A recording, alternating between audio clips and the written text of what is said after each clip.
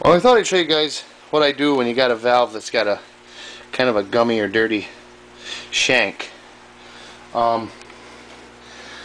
Basically I chuck it in the drill press, not very hard, enough to hold it, and put a little penetrant on there, or WD-40 or whatever kind you like. Then I take some 400 sandpaper, kind of use it like a lathe, and just polish that up and down like this. Now I'll clean that baby right up nice so it won't stick anymore. And give her some more oil. And then this is 1200 wet or dry, which will polish it up fairly shiny. There may be some discoloration, but this will keep the polish to it so it's not too scratched up and it won't take the guides out.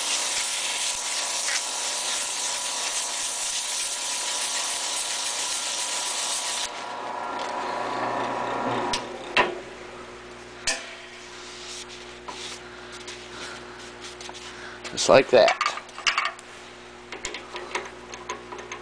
So that wasn't in there very tight at all. We don't want to booger up the end of it.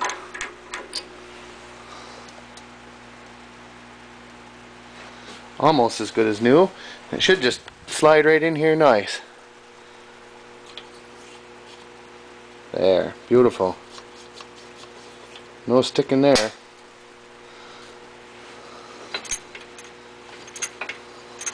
That's without even any spring on it. Perfect. Probably will pull the intake out just to make sure that it doesn't have any residue on it.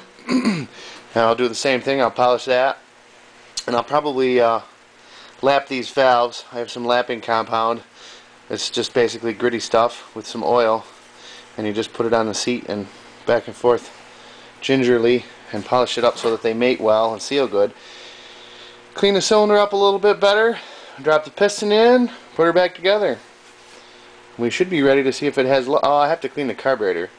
Then we should be ready to see if it has life. So I'll check back with you in a little bit.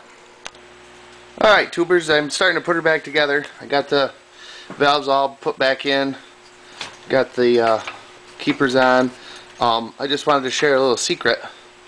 If you're going to be doing any pulling any valves, usually you'll drop the keeper off when you try to put it back together, because if the spring isn't lined up quite right with the keepers, they're only just in there by a tiny little edge and they'll fall off, and then you got to start all over. Put a little dab of grease on the inside of each keeper, and then when you put them onto the shaft of the valve, they'll kind of stick. And then as you ease the compressor off and guide this down on, it'll help hold the keepers in there so that they don't go flying. Because if you get one like half cocked off of there and you drop the tension off of the valve spring compressor, they can go flying or drop down inside. And if you're working on an engine that's complete with the bottom together, it might drop down in the oil hole, and now you got to pull the bottom end apart to get it back. So that's just a little pointer. Anybody who's worked on an engine probably already knows that, but just thought I'd share that with people who don't. Well, looky there, a brand new gasket. No, actually I made that. Another little tip, in case you don't know, is when you're working on something, especially something old like this, it's very hard to get gaskets and stuff. So you go to the auto parts and you buy a roll of gasket paper, and what you do is you hold it on here as flat as you can, and then you take a ball peen hammer and very gently all the way around the seams and the edges and the holes you tap, holding the paper still, and it'll cut it right out exactly the shape you want. Slick, huh? Of course, these edges here don't work because this is flat, so you just trim them with scissors once you get the basic outline. Now I've got the rod back together, the oil pump in, the bottom end is getting ready to button up. I'll probably button that up tonight, and then I'm going in because it's after 6 o'clock and it's getting a little chilly out. The sun's gone down, so then I'll pick up with this tomorrow. So stay tuned to see, maybe we'll have her running tomorrow depending on how well the carburetor is.